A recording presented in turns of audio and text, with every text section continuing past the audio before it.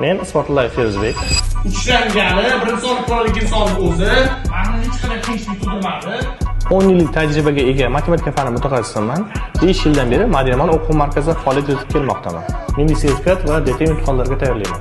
Bu yilgi natijamiz milliy sertifikatdan 95%, DTMdan 91-92% tashkil qilmoqda va shu bilan birgalikda o'quvchilarimiz Amerika, Malayziya, Xitoyning nufuzli universitetlarida grant qayd etishdi. Siz kichik yoshdagi o'quvchilarga ham dars o'tayotganingizni ko'rdik.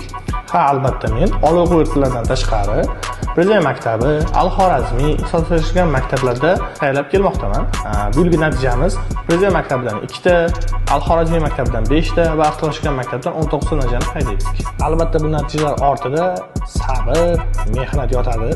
Haftasiga 7 kunlab dars o'tgan kunlarimiz bo'ldi. Yakshanba kunlar ham dars o'tdik.